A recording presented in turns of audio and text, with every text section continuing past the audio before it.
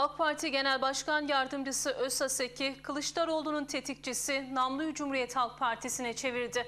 Değerli izleyiciler, AK Parti Genel Başkan Yardımcısı ve Kayseri Milletvekili Mehmet Özsaseki, Cumhuriyet Halk Partisi Genel Merkezi'ne yapılan silahlı saldırı ile ilgili bir basın toplantısı düzenledi. Silahlı saldırıyı gerçekleştiren kişinin Hacı Ali Hamurcu'nun çıkmasının ardından gelişmeleri değerlendiren Özsaseki, olayın Kılıçdaroğlu'nun tetikçisinin tahsilat için kapıya dayanması olduğunu vurgulayarak Kılıçdaroğlu'nun tetikçisi namluyu Cumhuriyet Halk Partisi'ne çevirdiği ifadelerini kullandı. AK Parti İl Başkanlığı'nda basın toplantısı yapan Genel Başkan Yardımcısı ve Kayseri Milletvekili Mehmet Özsaseki, sözlerine Cumhuriyet Halk Partisi Genel Başkanı Kemal Kılıçdaroğlu'nun 2010 yılında başlattığı iftiralardan bugüne kadar yaşanan gelişmeleri anlatarak başladı. Değerlendirmelerini geçmişe ait fotoğraflar göstererek yapan Özsaseki şöyle konuştu. Hatırlanacağı üzere Kemal Kılıçdaroğlu'nun 2011 bütçe görüşmelerinde tüm Türkiye'ye elinde bir kırmızı dosya ile asrın büyük yolsuzluk dosyası diyerek ısrarla, vurgulayarak aylarca hatta yıllarca gündemi meşgul eden bir olay var. Olayı belki kısaca hatırlatmakta fayda var. 2005 yılında İmtelat Yasası diye anılan yasayla Gesi Belediyesi'nde bir işçi arkadaşımız bize geçmişti. Çalıştığı günler içerisinde bir ihbar alınca biz soruşturma açıp önce bizim teftiş kurulunda değerlendirdik.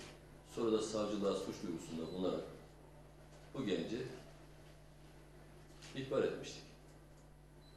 Yapılan yargılamalar neticesinde 6 sene kadar gün yedi, suçunu itiraf etti, içeride yatıyor. 2010 yılında birileri gelerek hapishanede kulağına bir şeyler fısıldarlar, onu etkilerler. İstanbul'da Mason üstadını vurmak üzere götürürler. O zaman Türkiye gündemine taşınmaya başladı. 2011 yılı bütçe görüşmelerinde de Kemal Bey elinde dosyayla iddialı bir şekilde namuslu bir vatandaş, değerli bir vatandaş Hacı Ali Hamurcu ihbarda bulunuyor diyerek olayı gündeme taşıdı. Burada güya Kayseri yolsuzluklar şehri, vilayet, adliye, belediye arasında şeytan üçgeni var. Herkes bu yolsuzluğun içerisinde. 17 kişilik bir çete var. Sonraki verdikleri dilekçelerde bu çete sayısı 50'ye çıktı. Aklınıza gelebilecek, şu anda sıralayabileceğim Kayseri kamuoyunun ne kadar tanınmış siması varsa hepsi bu çetenin mensupları olarak lanse edildi.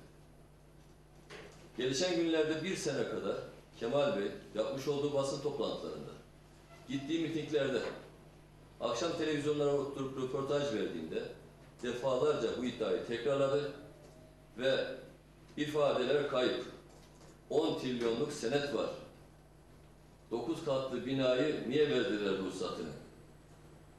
İşte avukatın parasını, otel parasını niye ödediler gibi basit cümlelerle bir algı operasyonuyla güya Kayseri yolsuzluklar şehri şeklinde sunmaya çalıştı. Sonra da yine bildiğimiz o malum ifadesiyle kul hakkı yiyorlar, Allah'tan korkmuyor musunuz? Günah değil mi? İnsaf nerede? Din iman nerede? Bakın bütün bu sözleri kendi sözlerinden aldığım için söylüyorum.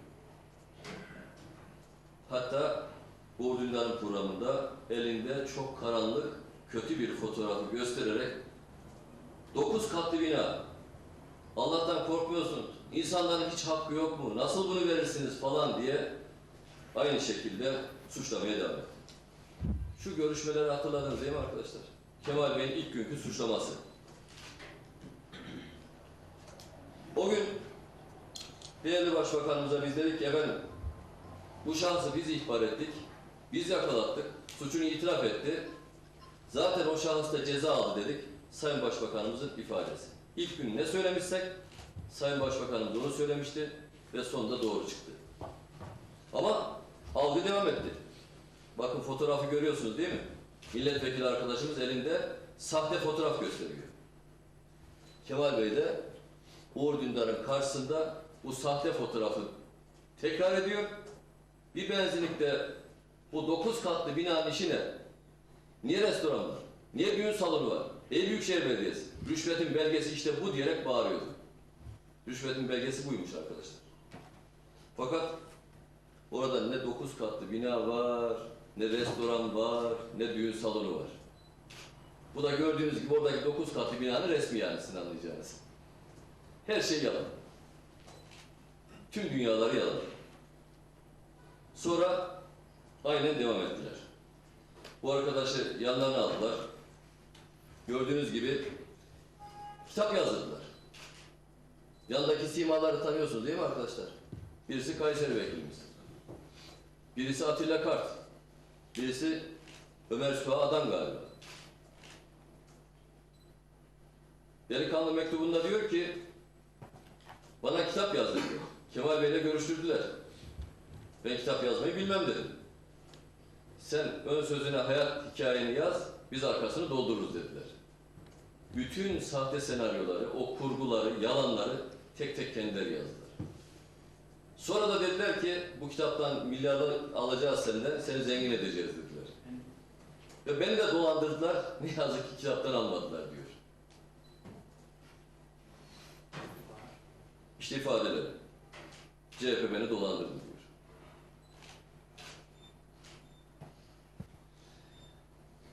Bu arkadaşın kim olduğunu herhalde biliyorsunuz arkadaşlar. Aynı adamlar defalarca Kayseri'ye 15-20 kişilik heyetler halinde geldiler. Şimdiki grup başkan vekilleri galiba, Bülent Tezcan, Atilla Kart, Ömer Süha'dan, Sadık Atilla ile beraber yaptıkları basın toplantılarında benzer ifadeleri defalarca kullandılar. Şimdi tahsilatçı tabii kapıya dayandı. Bana sözünüz var, borcunuzu ödeyin diyor. Tahsilat yapmaya çalışıyor. Kılıçdaroğlu 5 yıl önce kurduğu zembereğin, attığı bumerangın kendisini vurmasıyla karşı karşıyadır. İşlediği günahın bir bedeli olarak hamurcu bugün başına bela oldu.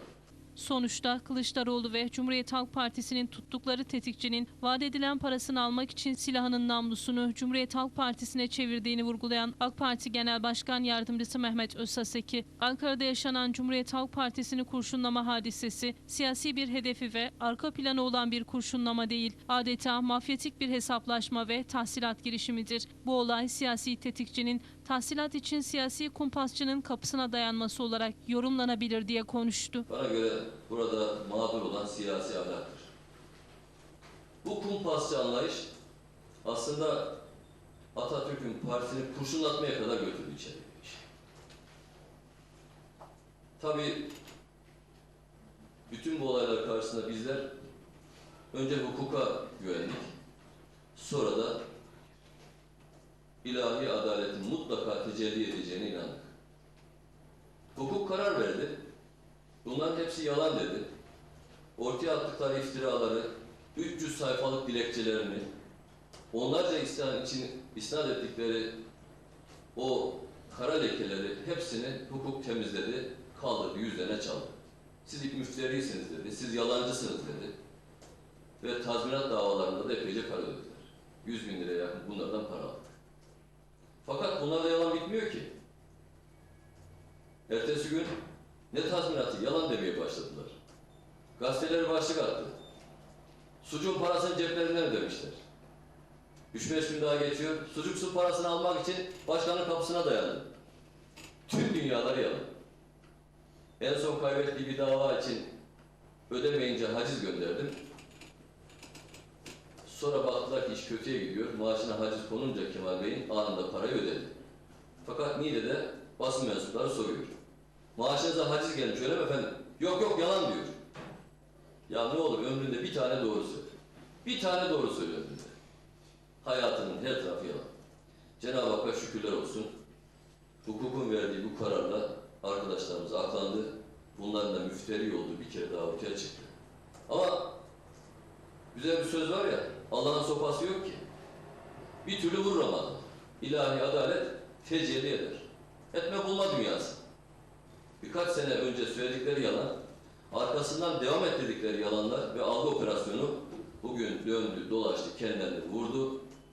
Ve o gün kandırdıkları insan bugün partinin önüne geldi, alacağını almaya çalışıyor. tahsilatı böyle yapmaya çalışıyor. Bir insan herhalde ancak kendisini ve partisini bu kadar rezil edebilir. İşte o çok önemli. Madem psikolojisi bozuk, niye inandınız? Madem psikolojisi bozuk, değerli bir vatandaş diyor ki diyerek onun arkasına sığınıp günlerce algı operasyonu yaptınız. Madem psikolojisi bozuk, niye Kayseri'ye geldiğinde Atilla Kartlar'la kol kola girip paltolarını tutturup basın toplantıları yapıp sarılıp öpüştünüz? Madem psikolojisi bozuk, Ankara'ya götürüp mecliste yanına dikilerek biraz önce resmi gösterdim. Niye basın toplantısı yaptınız? Her bir yalanını doğru kabul ettiniz. Hatırlıyor musunuz? Rüşvet defteri demişlerdi. El yazısıyla yazdı adam. Niye bunları zamanında iddia ettiniz? Senelerce bu yalanlara niye sığındınız? Şimdi tabii iş döndü dolaştı kendilerini vurunca psikolojisi bozuk oldu. Dün namuslu vatandaştı, bugün psikolojisi bozuk. Allah bu arkadaşların iyiliğini versin. Bunların psikolojisini bozmasın inşallah.